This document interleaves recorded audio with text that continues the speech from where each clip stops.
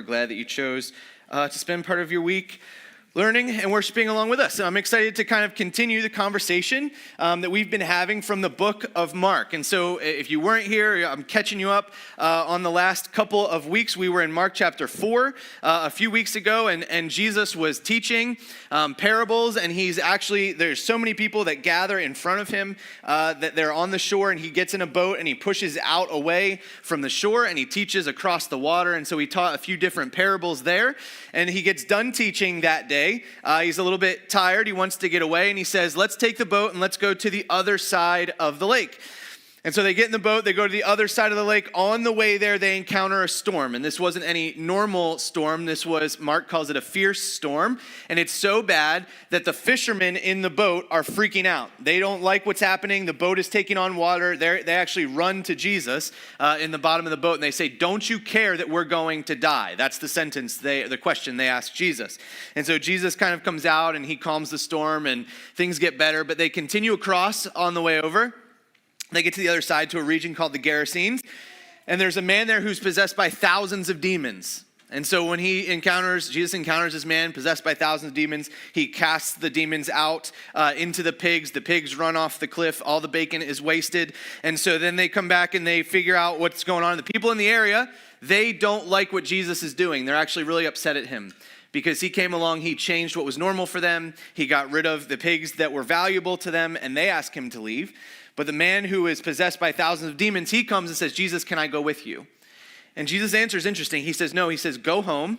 I want you to tell your family. I want you to tell the people you love what God has done for you. And then he doesn't just go to the people that are in his house. He goes to the rest of the 10 towns around, and he tells them what Jesus did for him.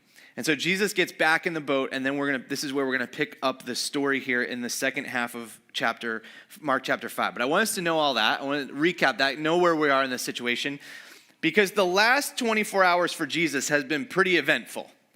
He goes from teaching, going across, he encounters this storm, he gets to the other side, he encounters this man that's demon-possessed. There's all kinds of craziness. And you can think about even just the disciples.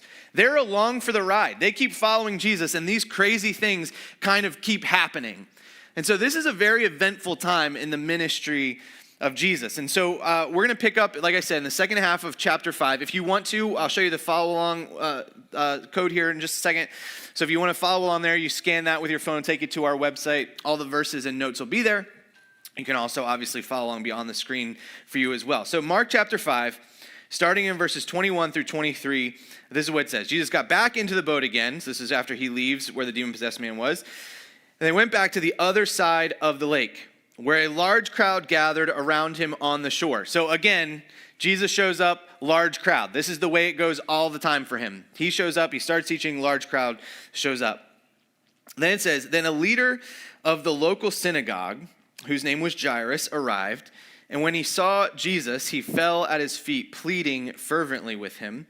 My little daughter is dying, he said. Please come and lay your hands on her, heal her so she can live. So this man named Jairus comes running up to Jesus. And we're going to meet a couple of characters here in just a minute. We'll meet Jairus, we'll meet one more in a minute. And there's a couple of similarities between these characters that we're going to see. And this is the thing I want us to understand about Jairus, and we'll unpack it a little bit, is that Jairus had something to lose and nothing to lose. You see, when it says that Jairus was a leader in the local synagogue, here's what that meant. Right, back in their times and in Jewish culture, they had rabbis, and if you've read scripture, you've seen like Pharisees and Sadducees and those religious leaders. You kind of see them, and they would teach. They were kind of like pastors of the time or in that culture. But then they had these other synagogue leaders, and so these guys handled more of the day-to-day work and the facilities and all that kind of stuff. But they were important people because they worked in the synagogue. Remember, the synagogue was very, very important, obviously, to Jewish culture. And so they would have these jobs and they would work hard, but they would also, it was pretty financially stable, and they had a good amount of money, and they had good status in this culture because they worked in the synagogue and they worked closely with the rabbis and the Pharisees and all of these guys. So this was Jairus' job. He worked in the synagogue. The people around in this crowd would have known who Jairus was. He wouldn't have just been some random guy walking in. They would have seen him and understood, oh, this is Jairus, he works in the synagogue. Okay, they would have understood this. And if you think about it, if you kind of zoom out for a minute And think about the way that the rabbis and the Pharisees and the Sadducees and those guys, think about the way that they interacted with Jesus. If you've read some of the Gospels, you would understand quickly, they don't like Jesus. In fact, it was because of the Pharisees that Jesus would be turned over to be killed when he's crucified. And so when Jairus comes, he's buddy-buddy with all of those guys. He works with them. He understands them. And he comes and he runs before Jesus and bows before him. He had a lot to lose because the people that were around, if there were rabbis, Sadducees, Pharisees, if they were around and seeing Jairus do this, they would have said, "What are you doing? Why are you running to Jesus? Why are you bowing to him? Why is he the person that you're going to when your daughter's sick?" They didn't like Jesus at all. And yet, even though Jairus could lose status, maybe he could lose his job, he was about to lose his daughter. And so he said, "I don't care. I don't care what it's going to take. I don't care what other people are going to think. I don't care what they're going to say about me. I don't care if I lose my job. I'm going to Jesus." So he had something to lose. He had status to lose. He had maybe a job to lose. And yet he had nothing to lose because he would do anything, like many of us, to save his daughter. We go forward in verses 24 and 26. It says, Jesus went with him, and all the people followed, crowding around him. So I want you to picture this for a minute, okay? Don't lose this. I like to make the Bible kind of come to life a little bit, right? So not only does Jairus come and have the conversation with Jesus, he says, "Yes, I'll go with you." So Jairus he's probably elated, right? Yes, Jesus is going to come. And the whole crowd goes with him. Have you ever seen a moment like that? Or you've been in a crowded place and all of a sudden there's a mass of people that start moving in one direction and everybody else is like, "What's happening? Like, why are they so interested? We should be interested, right? What's going on?" It made me think of when we were at the Eagles Super Bowl parade a couple years ago. We were in Love Park because we went there because it was a little more open and we could hang out, and the kids, we gave them their lunch and it wasn't as crowded and things like that. And we were waiting for the parade to come by, and behind me, there just starts to be this commotion, like across the park though, not like right behind me, but across the park. And so there's like this commotion and people start running and whatever. And if you're in a big crowd of people, my immediate thought was just like, okay, all the kids are here. Like, I don't know what's happening. I wasn't afraid, but I was like, I just don't know what's happening, right? So you just kind of make sure everybody's there and stuff. And so, but slowly we were like, okay, nothing bad's happening. So we kind of started to think like, what's going on? So me and my friend Mike were like, okay, I was like, stay here, kids. So we're like, we're going to go figure out what's going on. So we kind of start walking that direction. We didn't make it, but Jason Kelsey had come through and he was walking down the other side. He played for the Eagles, if you don't know. So he goes down that other side and people are like running towards him and all that kind of stuff. We didn't make it over there. But it was one of these moments where there was a crowd of people. You're in a mass of people. There's a crowd of people and they go running, right? Because they want to see what's going on, and you start to think, well, what are they interested in? Maybe I should be interested. I think that's what happened here with Jesus. He says, I'll go with Jairus. I'm going to go over here. The crowd starts to go. And I think maybe even more and more people just started to go, where's Jesus going? What's happening? They're going to follow him across. So the crowd is just going around. And then it says a woman in the crowd had suffered for 12 years with constant bleeding. She had suffered a great deal from many doctors. And over the years, she had spent everything she had to pay them. But she had gotten no better. In fact, she had gotten worse. Now, I'll unpack this a little bit, but just like Jairus, the woman had something to lose and nothing to lose. Here's what this woman had to lose. When you were sick with an issue like this, in this culture, you were considered what's called unclean. Here's what that means. If you were unclean or something was unclean in Jewish culture, you weren't allowed to go to the synagogue. You weren't allowed to worship. You weren't supposed to be around other people. Because if you were around other people, or you were found in those areas, or you even bumped into someone, guess what happened to them? Now they're unclean. And to be not unclean anymore, to become clean, if you were unclean, it was this whole process, about a week long, and you would go through all this stuff. It's kind of like when you're sick, if you go to work and you're sick and people just go home, right? We don't want you to come. We don't want your germs. You should go home. You should get better, because nobody else wants to get sick. Well, it was a little worse in this situation because, like I said, just bumping into someone would cause them to be unclean. So if she's in a crowd of people like this is exactly where she's not supposed to be. Partially because maybe they were worried about contagious. I don't think this was contagious, but maybe they were worried about it. But they were also just in a state of, they don't want to deal with it. They don't want to be in a crowd of people where they bump into someone. Now I have to go through this week-long process to not be ceremonially unclean anymore. So she's not supposed to be there. In fact, she's not supposed to be anywhere near a crowd at all. And if they realize who she is, if they realize what she has, if they realize what's going on, the whole crowd is going to turn on her. They're going to look at her, they're going to tell her to get out, go away, why are you here, unclean, go away, right? They're just going to turn on her, and she's going to have a whole mob yelling at her. No one wants that to happen. But she also kind of has nothing to lose. She's got 12 years of suffering with this issue. She's been spending money the whole time.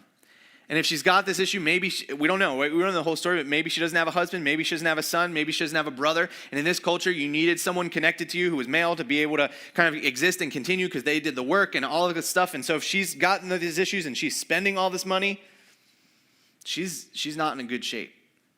And yet, she goes to Jesus and she says, I just have to get close. Verses 27 to 29. It says she had heard about Jesus.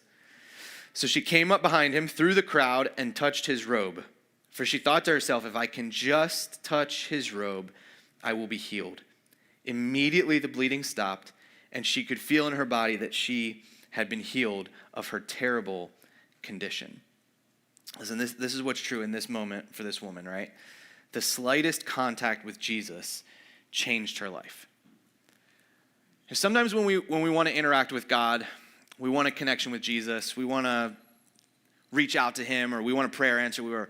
Sometimes we think we have to have like some big grand thing. Like one of the good things about something like Ignite, where the kids just were over the last week, one of the great things about it is it's a different environment. They get to go away from home. They get to kind of saturate themselves with scripture and with friends and with fun and all that stuff. You go out of that situation, and you're like, it's great because there's growth that can happen there. It's fantastic. But if we think that those are the only places we can have touch points with Jesus, it's the only place where we can connect with God, we're missing the point. In fact, I think sometimes we make it maybe bigger in our minds. We have to say the right words, we have to do the right things, we have to whatever. All this woman wanted to do, she didn't even want to have a conversation with Jesus. All she wanted to do was get close enough that maybe just, if she could come in contact with him, it would change everything. And I think one of the things that we maybe need to shift sometimes, or maybe it's just me, need to shift in my mind sometimes on how this works is, I need, and it would be so much more helpful, to have multiple little contact points with Jesus throughout the day instead of trying to create one big contact point throughout the day. Should we be focused and have our set time where we sit with Jesus, we read our scriptures, we do our praying? Yeah.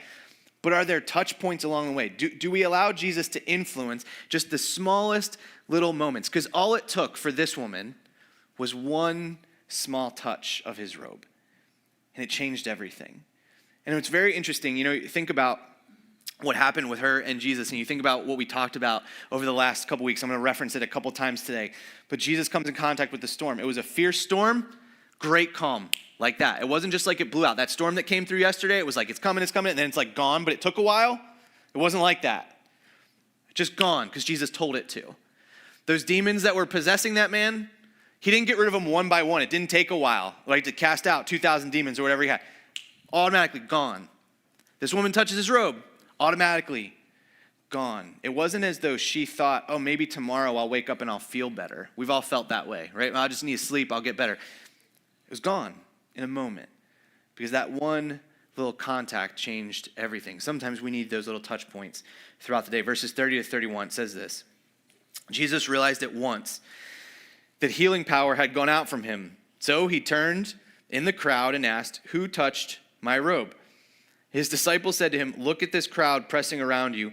How can you ask who touched me? The disciples basically go, that's a dumb question, Jesus. Everybody's here. Everybody just touched you. How are you going to ask this question? Like we're turning around and there's a mob of people bumping into everybody and getting close. One of the things in the Chosen, if you've watched that show, one of the things that's very interesting is the way that the disciples kind of are bodyguarding Jesus at times. And they're not, they kind of play, like there's people running up to Jesus and trying to grab at him, and they're kind of like surrounding him like their Secret Service, kind of like moving through things. I think that's kind of what happened. Because they're kind of looking around, they're like, we're fighting off people left and right, and you're asking who touched you. Like, this is a silly question, right? But he turns around to look for this woman. So verses 32, 34. But he kept on looking around to see who had done it. It says, then the frightened woman, trembling at the realization of what had happened to her, came and fell to her knees in front of him and told him what she had done. And he said to her, daughter, your faith has made you well. Go in peace. Your suffering is over.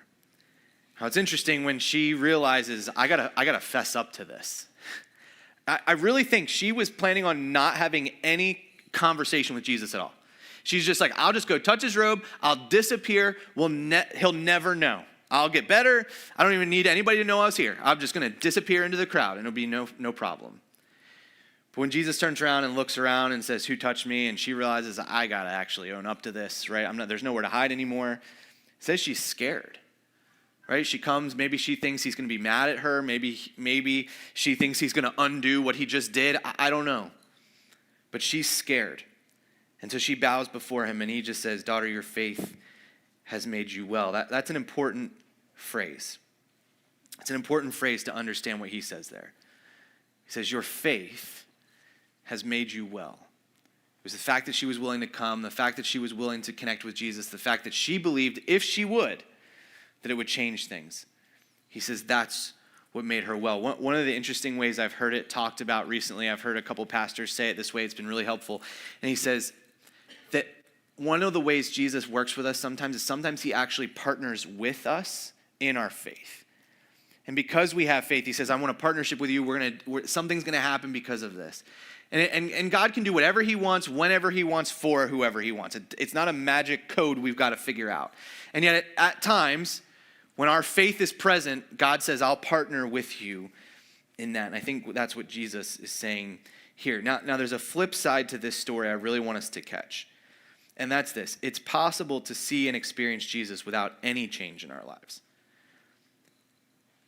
So the one little touch for this woman changed everything. But think about what the disciples just said. Everybody's bumping into Jesus. Everybody's all around him. Maybe they had problems. Maybe they had a sickness or they had something going on in their life. They needed fixed. And yet they're bumping into Jesus, grabbing onto Jesus, all these different things. And for them, it actually didn't change. They were there and they could see and experience Jesus and nothing changed for them. Guys, if we're not careful, the same thing can happen to us. We can show up to church or we can do our prayers or we can read scripture. And if there's not faith involved in that conversation or there's not a desire to believe and understand who God is and connect with him on that level, we can experience a lot of things and it changed nothing about us. We could go to something like Ignite or Momentum or something and spend all that time and all that money and come home and things aren't any different. Just like some of the people in this crowd, nothing changed for. Or other people that would eventually walk away from Jesus. Nothing changed for them. But this is what makes the difference, and it's this idea of faith. Faith is what changes our relationship with Jesus. It's how we come to him. It's coming to him and saying we believe that he will do something different than he's done before. Or he has something for us that we don't have for ourselves. And it changes the way we interact with Jesus. Now, remember the first person we talked about. Jairus is the person who came to Jesus first. And what did he say? He says, come, my daughter's dying, right? We got to go. I want you to come. And Jesus says yes. And then Jesus gets into this whole conversation about this woman and who touched him. If I'm Jairus, I'm freaking out, right? Like, he's asking who touched. And if I'm Jairus, I'm going, just somebody say you touched him, right? Just, can we get through this? Because we got to go. So we cut back to Jairus. This is verse 35, 36. While he was still speaking to her, so the conversation is still happening, messengers arrived from the home of Jairus, the leader of the synagogue, and they told him, your daughter is dead. There's no use troubling the teacher now. Now, here's what I want to do for this verse, that last little phrase, right? There's no use troubling Jesus, or I would say it this way, never stop troubling Jesus. They say, don't trouble him. Don't bring it to him. Don't say anything to him. Just forget it. She's gone. And I think we should never stop troubling Jesus. We're going to see Jesus' response in a minute, and this will make sense. But there might be times where we go, God doesn't care. He's not worried about what I have to say. He's not worried about this issue's too small, or it's just, I bet it's not part of God's will, so I'm just not going to ask anyway. Listen, when we think about the way that he responds to Jairus and the woman, when we come in faith to Jesus, he does not push them away. He says, I'll go with you. He says, your faith has made you well. He meets them where they are.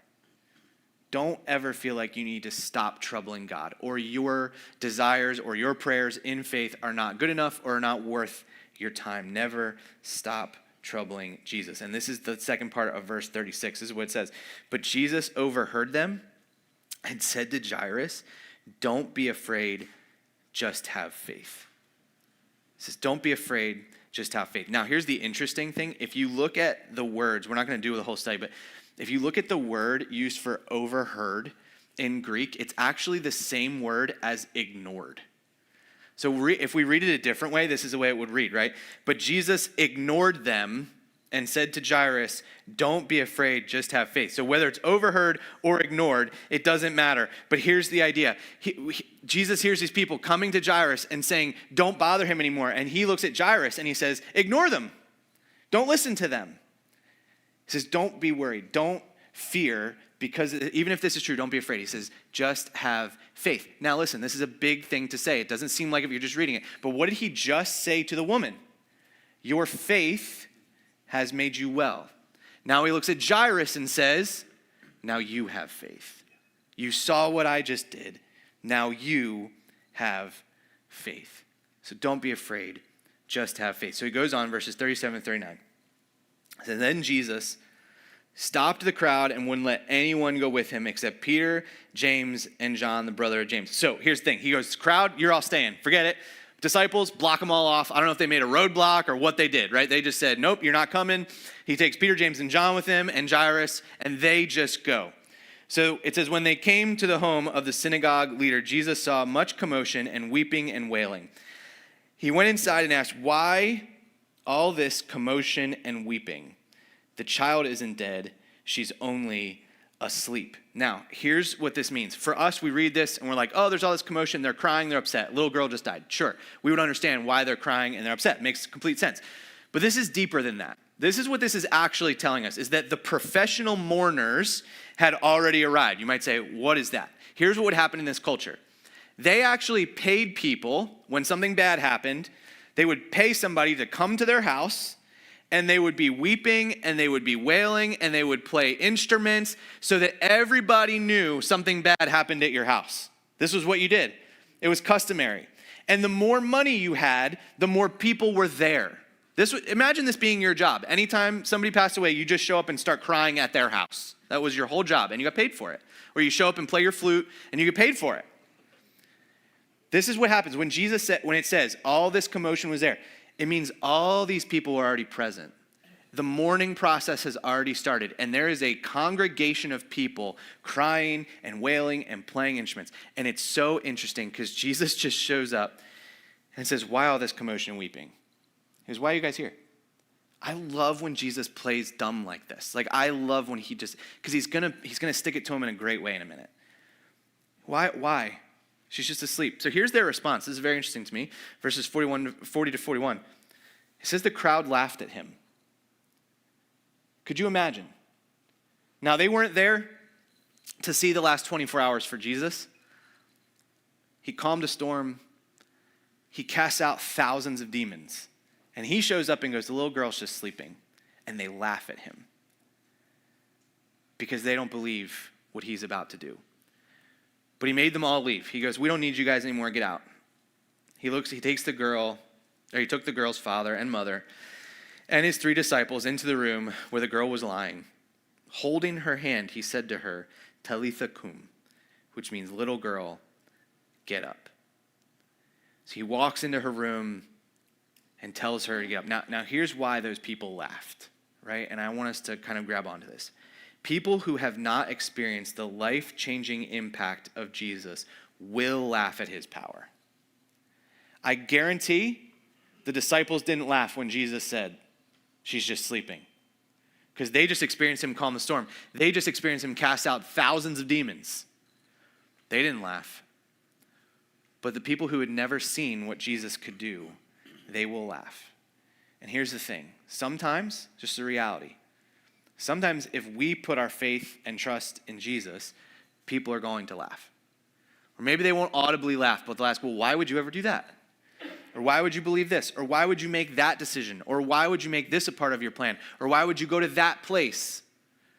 And they'll ask questions in a way that says, I don't get it. I don't understand what you're doing. I don't get the impact of Jesus. But this is what I want us to understand. In all of those moments, they laugh at you or they laugh at me because they laughed at Jesus. So here's the thing. Anytime we get ridiculed, whatever that looks like, whether it's someone saying something to us when we were in middle school or high school making fun of us for following Jesus, whether it's something that someone says to us at work, whether it's something that someone types about us, it's a lie that someone starts about us, it's a way that someone asks us a question or ridicules a decision we made, whatever it is, right? Jesus has been to all of those moments. Jesus has been laughed at, he's been ridiculed, he's been betrayed, he's been all of these things. And when those moments happen to us, hopefully they're few and far between, but if they happen, Jesus is right there with us. Just like he was there with the disciples through the storm, just like he was there and he cast out the demons from the demon-possessed man, just like when Jairus says, will you come with me? He says, I'll come. Just like the woman who just touches his robe. He says, your faith has made you well. Go and your suffering is over. We see over and over and over again these little passages, Jesus partnering and saying, I'm there with you. And in those moments for us, he's there with us as well. Verses 41 continuing, it says, the crowd laughed at him. Just throw it in there one more time to remind us, right? We made them all leave, right? He said, go. He took the girl's hand. This is important. He took the girl's hand. He says, Talitha cum, which means little girl, get up. Okay, so then going on to 42 to 43. And the girl, who was 12 years old, immediately stood up and walked around. They were overwhelmed and totally amazed. Jesus gave them strict orders not to tell anyone what had happened. He does this every once in a while. They were probably going to go tell everybody anyway. And then he told them to give her something to eat. Now, this is, again, interesting, right? When Jesus has this little girl get up, she immediately gets up and just starts walking around her room. For my understanding would be she just wakes up like nothing ever happened. She wakes up like a 12-year-old girl and starts bopping around her room. Like so she was never sick. She just wakes up. She doesn't wake up and go, I'm just going to sleep in a little longer. Maybe I'll be okay tomorrow. Again, Jesus calms the storm, it's done immediately. Jesus casts out the demons, they're gone immediately, and the demon-possessed man is sane. Jesus says, you're healed, it's done. Jesus says, get up from being dead, and she's back. It's not a slow recovery. Jesus says it, and it's true. I'll say this a few different times probably throughout our study of Mark, but I want us to remember. All of these stories, especially packed into this little amount of time, Jesus has authority over everything. He has authority over the weather. He has authority over the demons. He has authority over sickness. He has authority over death. And he doesn't just have the ability to influence them. They immediately obey when he says to do something. I see, and this, I'll get on a little soapbox here for a second, right?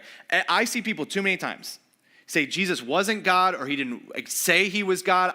Listen, this is what he does. I don't need him to say it. He just is. Because there's nobody else on the planet that has ever calmed the storm that way, cast out demons that way, healed sickness that way, raised people from the dead that way. I don't even need him to say it. I just know he's God because no other human does it. And this is the way he shows it. He shows his authority over all of these different things. And I want us to see it and understand it this way, that Jesus makes clean what is unclean. Here's what should have happened in this moment. This is why that sick woman wasn't allowed to be around a crowd. Like I said, if she touched anybody, they became unclean. But what happens to Jesus?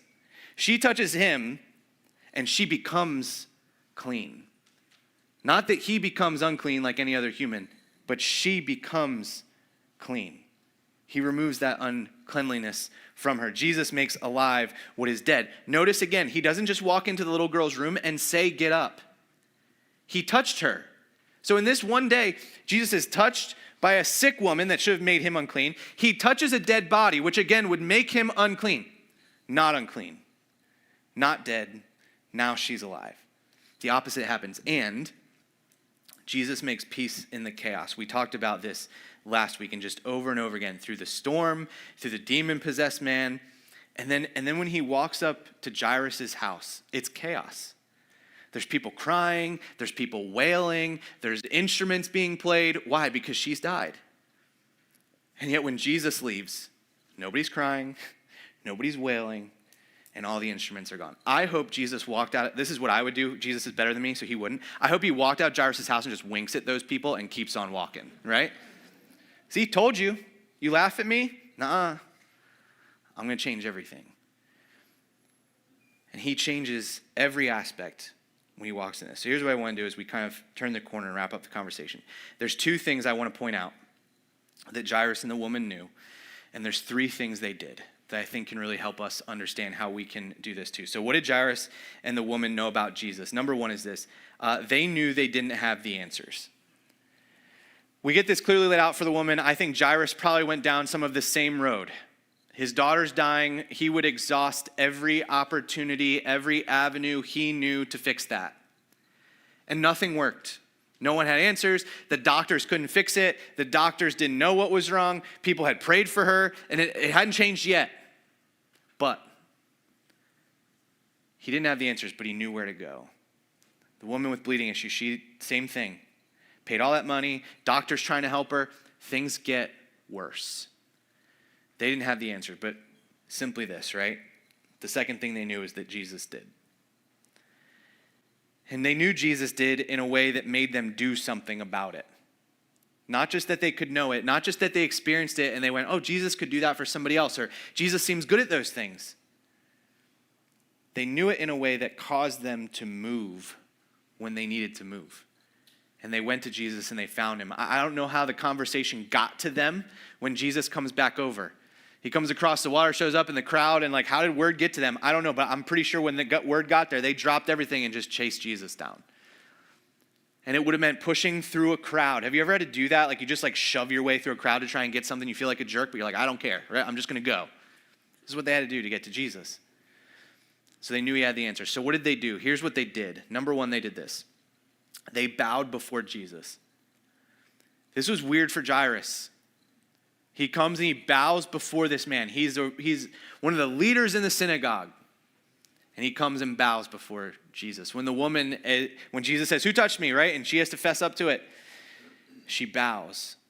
We don't bow a lot in our culture, right? Unless you do karate or something and you have to do the whole I've never done karate. I think that's how you do it, right? You just do the kind of weird bow thing. But it'd be very weird for us to go and actually bow on the floor in front of somebody. We wouldn't normally do that. But this is what they did. And this, I think, as we think about the idea of what Jesus says about faith in this passage, their willingness to bow physically was saying something about where their heart and their faith was in this moment. And my question to us would be, are we willing to bow before God? Here's what happens, I think, sometimes in our world. We will bow to whatever is the most urgent. Whatever needs to happen. This deadline's coming, or I got to get ready for that, or if I don't get this done, then I'm not going to get that done. And we bow our time and energy and attention to whatever is the most urgent. And in some ways, this is what Jairus did. What's the most urgent thing to him? His daughter's dying. I got to go do something. But do we bow before Jesus? Is this the initial thing? This is what they showed us. We must come and we must bow before Jesus in these moments. Number two is this. They believed. They believed that something was going to change. They believed that something was going to be different. They believed that Jesus was different than anyone they had ever met, anyone they had understood, and he could influence their lives and do things that only he could do, that the people around them could never do. And so they ran to Jesus because they believed. But then this is the third thing, and this is probably the most important thing. They expected. They expected for Jesus to do something. They expected for things to be different because they came and they bowed and they believed in Jesus. And this is the way I would want us to understand this, is that expectation is the difference between belief and faith. Now, I'm going to lay this out for us. Full disclosure, the same word can be used in Scripture for either one, but I think there's a deeper understanding. This is how I want us to understand it. When we think about the difference between belief and faith, belief and faith represent fundamentally different concepts in philosophy and theology. Here's how I want us to understand them. Belief is a mental state or intellectual acceptance. It is what you think is true based on observation, reason, or information. Here's the way I want us to understand this, right? There are many things that we believe could happen.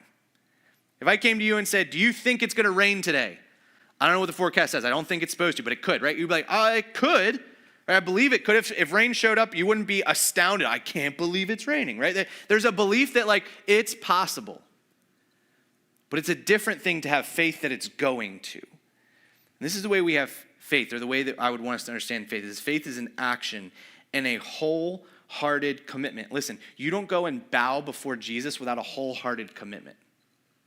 This is what the man did. This is what Jairus did. This is what the woman with bleeding issue did. And it says how you behave and the trust you place in that belief. If you really believe it, or you really expect something to happen, or you really are committed to it, or it changes the way you act because you believe it's going to happen, you expect there to be a difference. This is the difference between faith and belief. There are many people that believe Jesus was a real person. There are many people who believe what Jesus said was good. And there are many people that will say, I'll follow what Jesus said. I believe he was real, but they don't have faith in him. There was a lot of people in the crowd that day that said, I believe Jesus is really cool. I believe Jesus can do really good things. And it didn't change their life. But for Jairus and the woman, they came and they said, I have faith in this moment. And that changed because of their expectations and what they expected Jesus to do. This would be my question to you. What do you expect Jesus to do with your faith? And here's what I mean by that. Statistically, most people get saved before they're 18. Now, there's awesome stories of people who have been saved after 18. I'm sure there's some in this room. But most people, statistically, right, people that grew up in church or their parents were Christians, they took them to church or they went to Sunday school or they did whatever, usually they get saved at a young age, right? You're 6, 8, 10, whatever you are. And in that moment, I think a lot of times for a lot of people, if you were a kid, your expectation or your one thought was, I don't want to go to the bad place, I'd rather go to the good place, right? And so we make that decision to go, when I die, I don't want to be without God and I don't want to be in a place where there's fire all the time. I want to make sure that I end up in the good place. But here's what we miss. We miss sometimes the idea that Jesus would actually want to do things with our faith here on earth. And that there would be an expectation of how God's going to use our expectations, our belief, our faith here as we follow him through this life. And it's not just something we set aside as insurance for the day that we die. And I would challenge us to think through if we have a faith in Jesus, we believe in him, but we also expect him to do things. We expect him to change the situation. We would bow before him and say, Jesus, you are the only one with the answers. I don't have the answers. And I want you to do something different in my life. What do we expect him to do? And do we enter each day asking Jesus to do something with the faith we have? Or is it an afterthought? Is it something gets left behind? There's 3 ways I want us to think about this. I have a story and we'll wrap up. I would ask this question. Do we pray expectant prayers? Do we pray in a way that says, God, I want you to do something? Now, here's where we have to understand this, right? God's not always going to answer the way that we want. But God will do something with our prayers. We don't have to turn and say, I'm not going to trouble Jesus today. No. Keep troubling him. He wants you to. Keep coming and having the conversation. But when we pray, do we expect that he's going to do something with those prayers? Do we make expectant decisions? Listen, I'll say it this way. It's a little blunt. It's a little bold. If you're a follower of Jesus, there should be decisions you've made in your life that are solely focused around what God is calling you to and not around other pieces of the puzzle. That there should be decisions where you go, it may actually be an easier path to go this way. It might make more sense financially to go that way. It might figure out better over there, but I'm going to go this way because this is the way Jesus is calling me to go. Have we made decisions like that? Where we actually make a decision and we say, I actually need God to show up in this moment. Now, I'm not saying to make stupid decisions, right? Where we just go and sell everything or give away all our money and then we go, Jesus, where's my money, right? We don't do that. But at the same time, there are moments where we are so invested and we say, this decision is solely based on where God is calling me to go and what he's calling me to do. And we expect him to show up in those moments. Here's the third one. Do we live an expectant life? Just over the course of life, do we expect to see God show up in ways that we never expected? Do we wake up each morning and say, God, I'm excited for what you're going to do today? Or is our faith just something that's an aspect of who we are, but not something we actually expect to impact who we are? I think when we see the way Jairus ran to Jesus, the way the woman comes to Jesus and he interacts with them, big things happen when we show up in an expectant way to Jesus. It doesn't always play out the way that we thought, but it can turn out even better. So when we were at Gateway years and years and years ago, we were, I was a youth pastor at the time, and we were at Momentum one year, and there was a kid who was in our youth group, and he had a girlfriend who was not there at Momentum, but he had brought her a couple times to youth group, and so we knew her, and so we were just talking about her, and he expressed to me that he was not sure that she was saved. She had grown up in a Catholic household, so she was familiar with faith, but he was not sure that she had a personal relationship with Jesus. And so we sat at Momentum that year. I don't remember what year it was. It was maybe 13, 14, 15, somewhere around there. And we sat and we prayed. Her name was Megan. And we prayed for Megan to come to know Jesus. And so they kept dating. She still came to youth group, everything. So the next year, she came with us to Momentum. And she got saved at Momentum a year later. So we prayed one year. We're praying for Megan. She's not there. The next year she comes and she gets saved at Momentum, which was really cool. So God answered our prayers. But then you go another step. So fast forward, they break up. No big deal, whatever, keep moving. But she ends up getting married about a year ago. She marries a youth pastor who works in Ohio. Well, guess what event he was at last week? Ignite. Guess where Megan was last week? At Ignite. And she got to be she was one of the leaders where my son then is at camp. So you look at these prayers, right? And you say, God, would you save her? And God goes, I'm going to save her, but it's going to be even better than that. She's going to marry a youth pastor, she's going to be in ministry, and she's going to influence your son's life one day. Now, here's what I know. There's plenty of prayers I have prayed where God did not do what I asked him to do. And a lot of times I look back and I go, it's probably better that he didn't do what I asked him to do, right? Because he's better than me. But there's also plenty of prayers, and I hope you have some of these, where you prayed something and God showed up and did something even better than you thought. And I'll take all of those prayers every day beyond the ones where he didn't answer the way that I wanted him to, because he showed up in a way that was even better than I ever thought it would be. And it's so cool to see that happen. But we prayed expectantly. We wanted God to do something, and he did, but he went above and beyond. And I would just say, guys, we have to pray those prayers. We have to be praying for God to show up in those moments and say, God, I need you to do something. I don't know what it is. I don't know if it's going to work out the way I want. I don't know that, but it's going to be awesome. Are we asking him to do those things? Are we showing up? Are we bowing before God and saying, I want everything you've got. I don't have all the answers. You have the answers, and I want you to show up in a way that I could have never imagined. We don't get much more information about Jairus or this woman with the bleeding issue, but I bet their lives were changed moving forward. They were followers of Jesus. They were sold out. They would tell people about what he did. Even though Jesus told them not to, I'm pretty sure they went and told people what Jesus did. So how do we handle it? We've got issues that we need to take to Jesus. Are we praying expectantly? Are we living expectantly? Are we ready for him to do the things that only he can do in our lives?